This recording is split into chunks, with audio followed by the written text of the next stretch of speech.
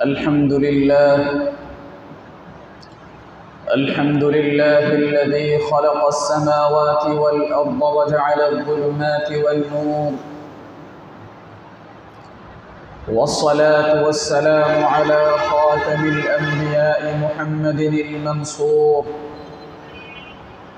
أما بعد، فإن أصدق الحديث كتاب الله، وأحسن الهدي هدي محمد صلى الله عليه وسلم،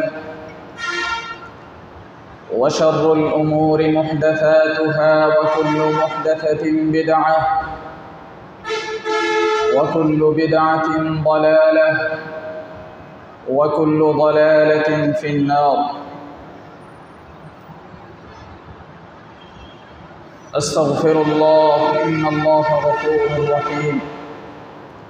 أستغفر الله ربي من كل ذنب وأتوب إليه، ولا حول ولا قوة إلا بالله العلي العظيم.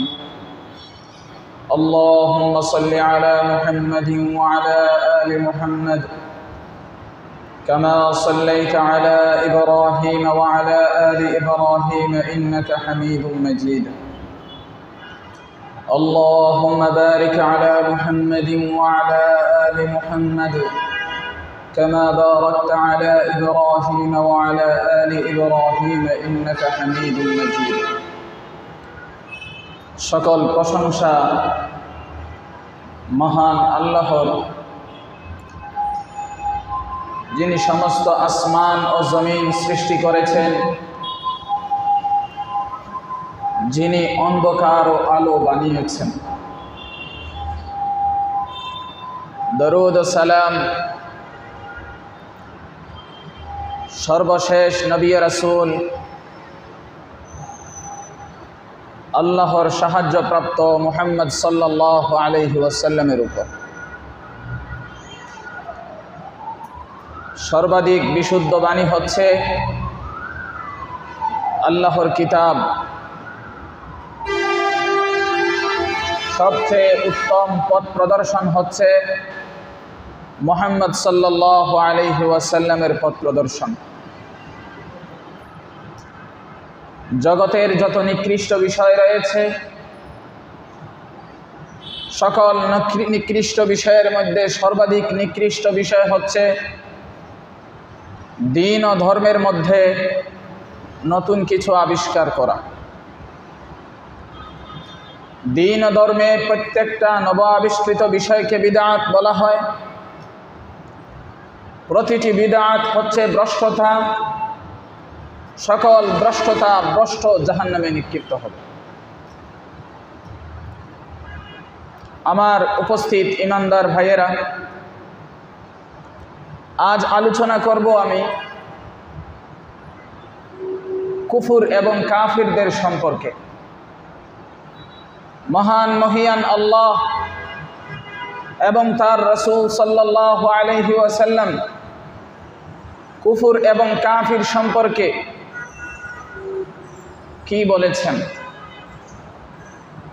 মহান আল্লাহ কুরআনে কারীমের সূরা বাকারা 6 এবং 7 নম্বর আয়াতে বলছেন, আউযু বিল্লাহি মিনাশ শাইতানির রাজীম, ইন্নাল্লাযীনা কাফারু সাওয়াউন আলাইহিম আনযারতাহুম আম লাম তুনযিরহুম লা ইউমিনুন।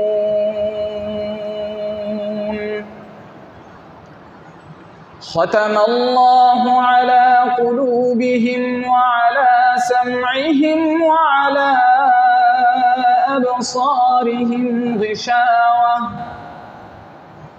ولهم عذاب عظيم। নিশ্চয় যারা কুফর অবলম্বন করেছে, যারা কাফির হয়েছে, আপনি তাদেরকে, আপনি ওই সমস্ত কাফিরদেরকে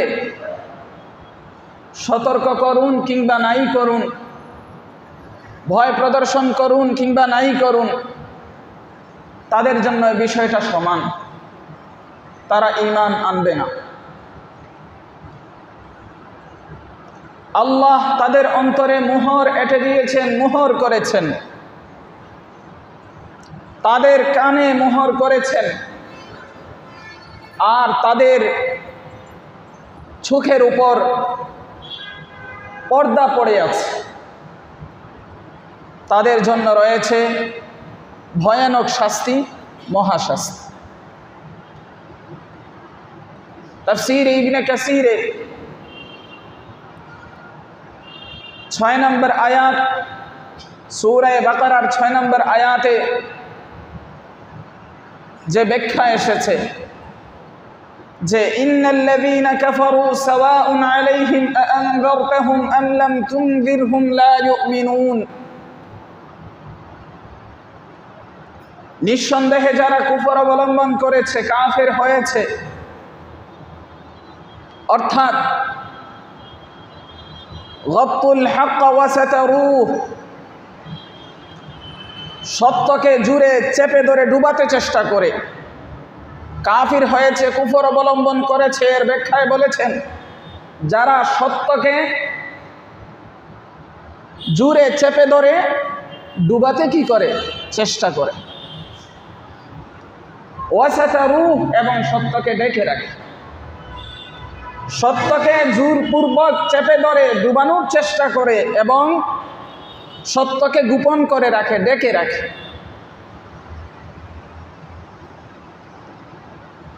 আর মহান মহিয়ান আল্লাহ তাদের উপর ওই বিষয়টা নির্ধারণ করেছেন, লিপিবদ্ধ করেছেন, অর্থাৎ তারা ঈমান আনবে না। তাদেরকে আপনি ভয় প্রদর্শন করুন কিংবা নাই করুন, আপনার পক্ষ থেকে তাদেরকে ভয় প্রদর্শন করা না করা উভয়টা তাদের জন্য সমান। আপনি তাদের কাছে যা নিয়ে এসেছেন এই বিষয়ের প্রতি তারা ঈমান আনবে না, আল্লাহ সেটা লিখে রেখেছেন। যেমন আল্লাহ রাব্বুল আলামিন সূরা ইউনূসের 96-97 নম্বর আয়াতে বলছেন, ওয়ালাউ জাআতহুম কুল্লু আয়াতিন হাত্তা ইয়ারাউল আযাবাল আলীম ইন্নাল্লাযীনা হাক্কাত আলাইহিম কালিমাতু রাব্বিকা লা ইউমিনুন ওয়ালাউ জাআতহুম কুল্লু আয়াতিন হাত্তা ইয়ারাউল আযাবাল আলীম। নিঃসন্দেহে আপনার রবের কালিমা, আপনার রবের বাণী তাদের ব্যাপারে সাব্যস্ত হয়ে গেছে, তারা ঈমান আনবে না। যদিও তাদের কাছে প্রতিটি নিদর্শন চলে আসে, এমনকি তারা যদি মর্মন্তুদ, ভয়ানক, মহাশাস্তি, যন্ত্রণাদায়ক শাস্তি অবলোকন করে সচক্ষে দেখতেও পায়, তবুও তারা ঈমান আনবে না। আপনার রবের বাণী তাদের ব্যাপারে সাব্যস্ত হয়ে গেছে। মহান আল্লাহ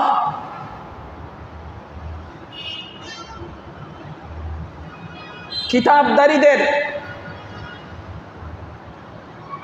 এক গুয়ে লোক যারা, যাদেরকে আসমানি কিতাব দেওয়া হয়েছিল, পূর্ববর্তী আসমানি কিতাব, এদের মধ্য থেকে এক গুয়েমিতে লিপ্ত ছিল যারা, তাদের ব্যাপারে সূরা বাকারা 145 নম্বর আয়াতে বলছেন, وَلَئِنْ أَتَيْتَ الَّذِينَ أُوتُوا الْكِتَابَ بِكُلِّ آيَةٍ مَا تَبِعُوا قِبْلَتَكَ, আপনি যদি প্রতিটি নিদর্শন নিয়ে আসেন তাদের সামনে, তারা আপনার কিবলার অনুসরণ করবে না।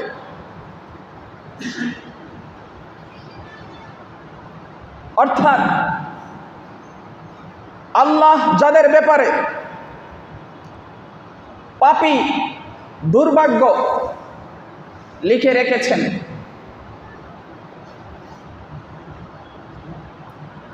তাদেরকে নেককার বানানেওয়ালা, নেককার সাব্যস্তকারী, সৌভাগ্যবান সাব্যস্তকারী কেউ নেই। আল্লাহ যাকে ভ্রষ্ট করেছেন তাকে হেদায়েত দাতা কেউ নেই।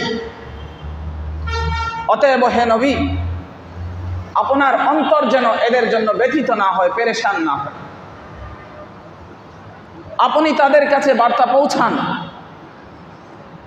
যারা আপনার ডাকে সাড়া দেবে তাদের জন্য পরিপূর্ণ সৌভাগ্য রয়েছে, সুবহানাল্লাহ। আর যারা মুখ ফিরিয়ে নেবে, আপনার ডাকে সাড়া দেবে না, তাদের জন্য আপনি ব্যথিত হবেন না, তাদের জন্য আপনি চিন্তিত হবেন না। তাদের এই মুখ ফিরিয়ে নেওয়াটা আপনাকে যেন নিভিয়ে না দেয়, আপনার কাছ থেকে যেন আপনাকে পিছু হটতে না দেয়, নিভিয়ে না দেয়। ব্যথায় বেদনায় আপনি ঠান্ডা হয়ে গেলেন, কাজ বাদ দিয়ে দিলেন, এমন যেন না হয়। কারণ কোরআনে কারীমের সূরা রাদের 40 নম্বর আয়াতে বলছেন, فَإِنَّمَا عَلَيْكَ الْبَلَاغُ وَعَلَيْنَا الْحِسَابُ। নবী, আপনার কাজ তো কেবল পৌঁছে দেওয়া, আমার কাজ হচ্ছে হিসাব নেওয়া। আল্লাহ কি বলছেন? আপনার কাজ কেবল পৌঁছে দেওয়া, সত্যের বার্তা পৌঁছে দেওয়া, আর আমি আল্লাহর কাজ হচ্ছে হিসাব নেওয়া।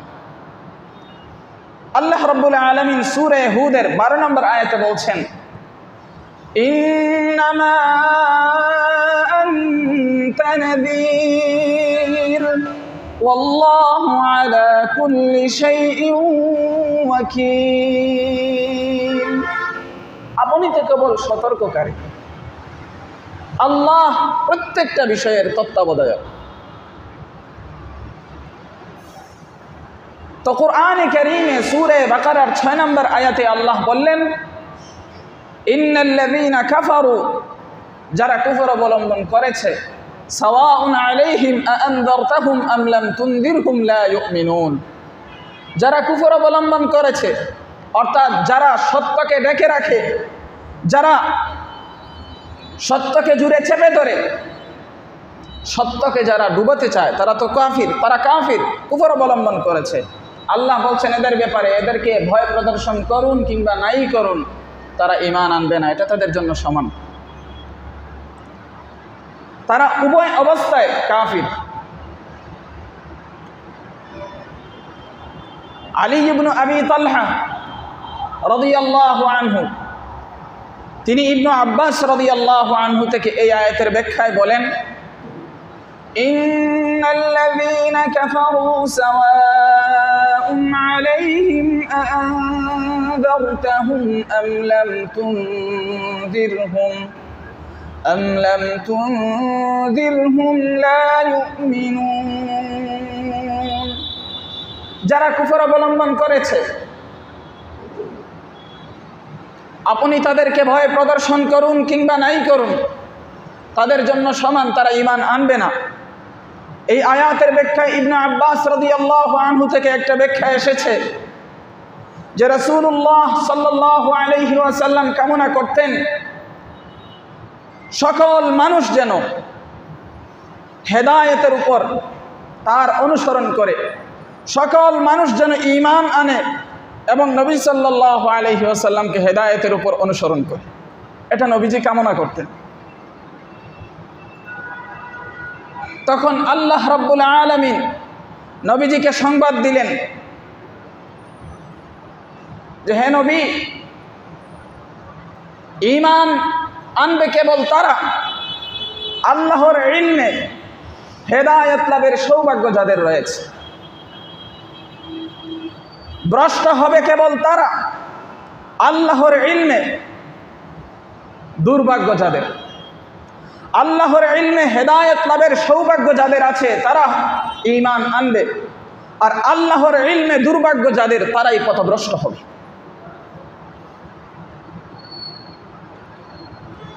এর মানে বোঝাতে চাইলেন, আপনি যে চিন্তিত হচ্ছেন, ব্যথিত হচ্ছেন, কামনা করছেন সবাই ঈমান আনুক,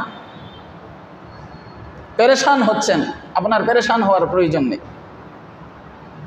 আগেই তো বললাম, আল্লাহ তাআলা কোরআনের বিভিন্ন আয়াতে বলছেন আপনার কাজ পৌঁছাইয়া দাও, পৌঁছাইয়া দিন, হিসাব নিব আমি হিসাব নিব, আপনি সতর্ককারী, আমি তত্ত্বাবধায়ক। আর ইবনে আব্বাস থেকে এই ব্যাখ্যা এসেছে যে আল্লাহ তাআলা জানালেন ঈমান আনবে কেবল তারা আল্লাহর ইলমে যাদের সৌভাগ্যের বিষয়টা আছে, পথভ্রষ্ট হবে কেবল তারা আল্লাহর ইলমে দুর্ভাগ্য যাদের, তারাই পথভ্রষ্ট হবে। ইবনে আব্বাস রাদিয়াল্লাহু তাআলা আনহু থেকে আরও বর্ণিত আছে, ইন্নাল্লাযীনা কাফারু, যারা কাফির হয়েছে, এর ব্যাখ্যা এসেছে আপনার প্রতি যা নাজিল হয়েছে যারা তা অস্বীকার করেছে। যদিও তারা বলে আমরা ঈমান এনেছি, অবশ্যই আপনার পূর্বে যা এসেছে তার প্রতি। কি বলে? আপনার পূর্বে যা এসেছে আকাশ থেকে, আসমান থেকে, আল্লাহর পক্ষ থেকে, আমরা তার প্রতি ঈমান এনেছি, তবে আপনার প্রতি যেটা এসেছে তার প্রতি কি করি নাই? ঈমান আনি না। এমন যদি হয়, সাওয়াউন আলাইহিম আনযারতাহুম আম লাম তুনযিরহুম লা ইউমিনুন, তাদেরকে ভয় প্রদর্শন করা না করা সমান, তারা ঈমান আনবে না। এর ব্যাখ্যায় বলেছেন, নিঃসন্দেহে তারা আপনার যে আলোচনা তাদের কাছে যে কিতাবগুলোতে রয়েছে সেগুলো তারা অস্বীকার করেছে, এবং তাদের থেকে আল্লাহ যে প্রতিশ্রুতি নিয়েছিলেন সেই প্রতিশ্রুতি তারা ভঙ্গ করেছে, প্রত্যাখ্যান করেছে।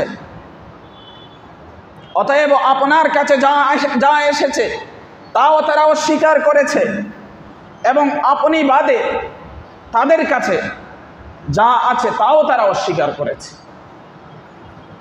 যারা এসব কিছু অস্বীকার করেছে, কেমন করে তারা আপনার পক্ষ থেকে ভয় প্রদর্শনের বিষয়টা তারা শুনবে, পাত্তা দেবে? কেমন করে তারা আপনি যে তাদেরকে জাহান্নাম থেকে সতর্ক করছেন এ বিষয়টা তারা কেমন করে শুনবে? তারা তো আসলে তাদের কাছে আপনার যে আলোচনা আছে তাও অস্বীকার করেছে, তারা তাদের থেকে যে প্রতিশ্রুতি নিয়েছিলেন তাও ভঙ্গ করেছে, আর এখন আপনি যা নিয়ে এসেছেন তাও তারা অস্বীকার করেছে। অতএব আপনি তাদেরকে ভয় প্রদর্শন করেন কিংবা নাই করেন, উভয়টা তাদের কাছে সমান, তারা ঈমান আনবে না। তারা জেনে শুনেই, আপনার ব্যাপারে জেনে শুনেই তারা কুফরিতে লিপ্ত রয়েছে। সূরা বাকারা 7 নম্বর আয়াতে বলছেন, খতামাল্লাহু আলা কুলুবিহিম ওয়া আলা সামঈহিম ওয়া আলা আবসারিহিম গিশাওয়া ওয়া লাহুম আযাবুন আযীম। আল্লাহ তাদের অন্তরে এবং কানে মোহর এঁটে দিয়েছেন। খতামাল্লাহু আলা কুলুবিহিম ওয়া আলা সামঈহিম, আল্লাহ সিল মেরেছেন তাদের অন্তরে, আল্লাহ মোহর করেছেন তাদের অন্তরে। ওয়া আলা সামঈহিম, তাদের কানেও সিল মেরেছেন, মোহর এঁটে দিয়েছেন, মোহর করেছেন। ওয়া আলা আবসারিহিম গিশাওয়া, আর তাদের দৃষ্টির উপর পর্দা ঝুলে রয়েছে, পর্দা পড়ে আছে। সেটা বাহ্যিক দৃষ্টিও হতে পারে, অন্তর্দৃষ্টিও হতে পারে। যে ধরনের দৃষ্টি হোক, যে ধরনের চোখই হোক, সকল চোখের উপর কি রয়েছে? পর্দা পড়ে আছে, পর্দা রয়ে গেছে। ওয়ালাহুম আযাবুন আযীম, তাদের জন্য রয়েছে মহাশাস্তি, লাঞ্ছনাদায়ক শাস্তি, যন্ত্রণাদায়ক শাস্তি। এই যে আমি আয়াত বললাম যে আল্লাহ মোহর করে দিয়েছে, আল্লাহ সিল মেরেছেন। মোহর সিল কি বুঝেন? এই যে একটা পানির বোতল আছে, এটা কিন্তু মোহর করা। এটা কি করা? মোহর করা। যতক্ষণ এটাকে আমি না ভাঙছি মোহরটা, ততক্ষণ বাহির থেকে ভিতরেও পানি ঢুকানো যাবে না, ভিতর থেকে পানি বাহিরেও বের হবে না। কথা বুঝে আসছে? একটা তো হলো মুখ লাগানো, এটা তো এক ধরনের মোহর। এখানে মূল মোহর যেটা, এটা কি করেছে? মেশিন দিয়ে লাগিয়ে দিয়েছে, জট বাঁধা, আটা লাগানো। আমরা যখন চিঠি পাঠাই, চিঠি আটা লাগানোর পরে একটা স্টিকার দেই, কথা বুঝে আসছে? এটার আলাদা একটা মান মর্যাদা আছে। যত ভিআইপি স্টিকার হবে তত বিশেষ গুরুত্ব থাকবে। এটা হচ্ছে মোহর। ছাপ্পড় মারা এটা কোন কোয়ালিটির? ঠিক আছে, এই শিল ছাপ্পড় বুঝিয়ে দেয় এটা কোন কোয়ালিটির এবং এটার মজবুতি কত তা বুঝিয়ে দেয়। এটা একটা নর্মাল মোহর। এবং আরও বিভিন্ন কোয়ালিটির মোহর আছে। এটা কোন কোম্পানির, কোন ধরনের, কোন প্রকৃতির, সবগুলোই আছে। এই মোহরের আলাদা গুরুত্ব আছে। মোহর দেখেই বাকিরা কি করবে? বুঝে নেবে।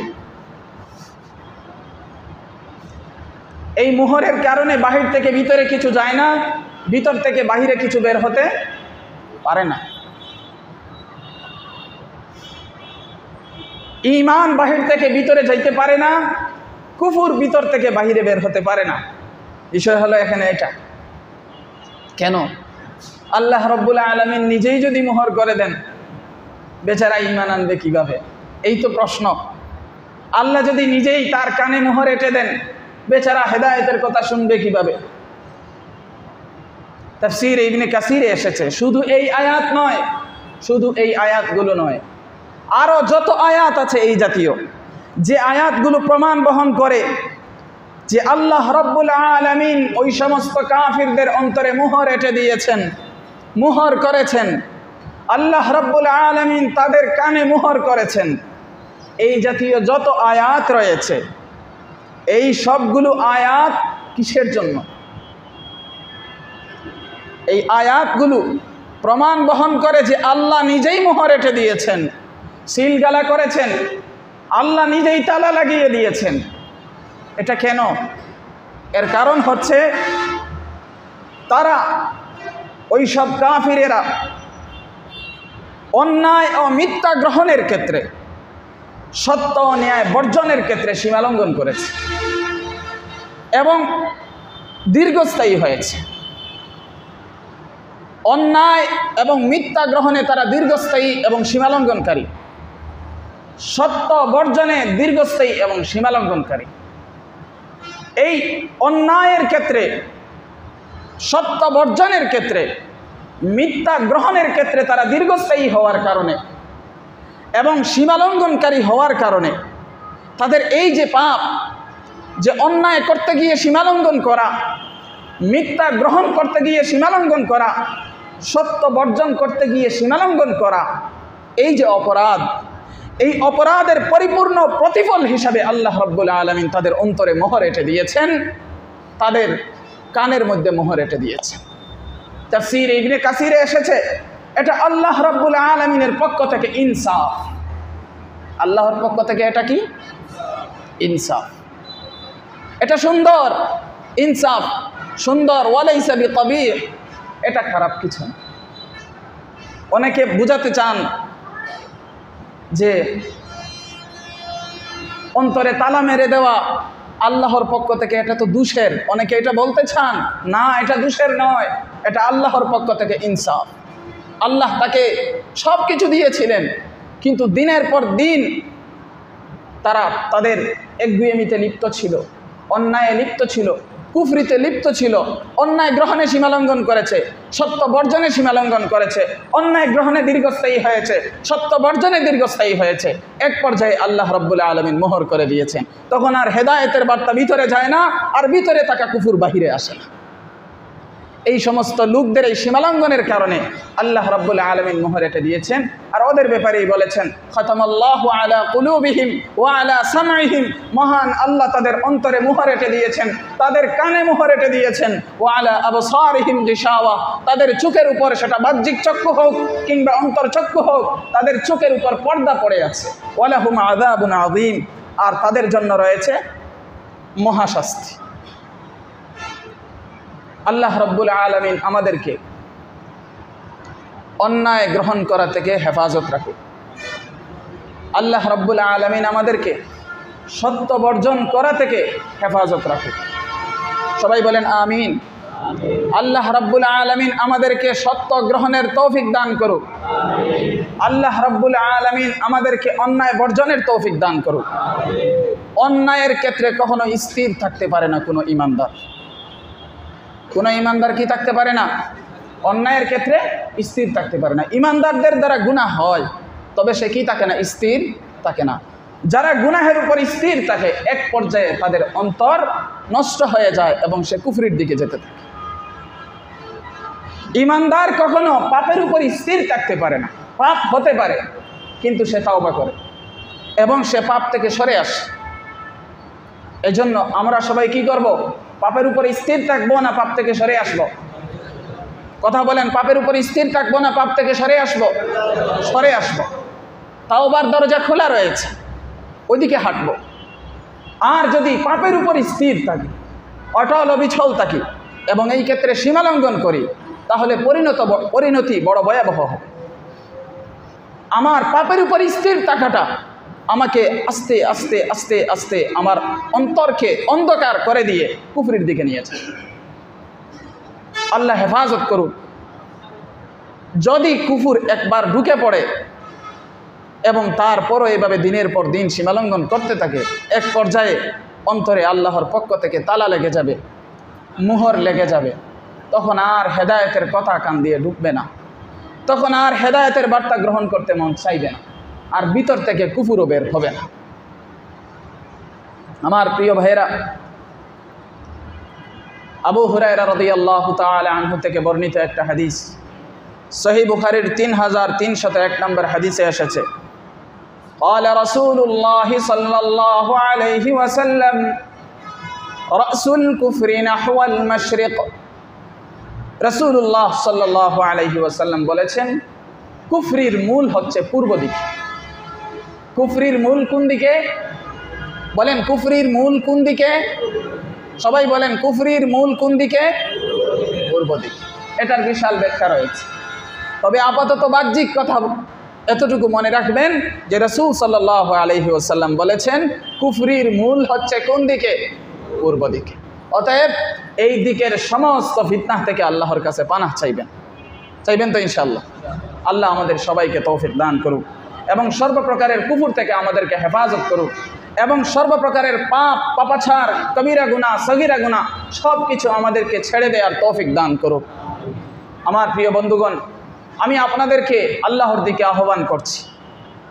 আমি আল্লাহর কিতাব এবং নবী করিম সাল্লাল্লাহু আলাইহি ওয়াসাল্লামের সুন্নাহ দ্বারা আপনাদেরকে উপদেশ দিচ্ছি, আপনাদের কাছে তাই পৌঁছাচ্ছি যা আল্লাহ তার বিশ্বস্ত রাসূল সাল্লাল্লাহু আলাইহি ওয়াসাল্লামের উপর নাজিল করেছেন। আমরা দারোগা নই, আপনাদেরকে কোনো জিনিস বাধ্য করতে পারি না, তবে আমাদের দায়িত্ব হচ্ছে কেবল সঠিক সুস্পষ্ট বার্তা পৌঁছে দেওয়া। সেই কাজটাই আমরা করছি। দোয়া করবেন আল্লাহ যেন যা বলি তার উপর আমাদেরকেও আমলের তৌফিক দেন এবং আপনাদেরকেও আমলের তৌফিক দেন। আমিন।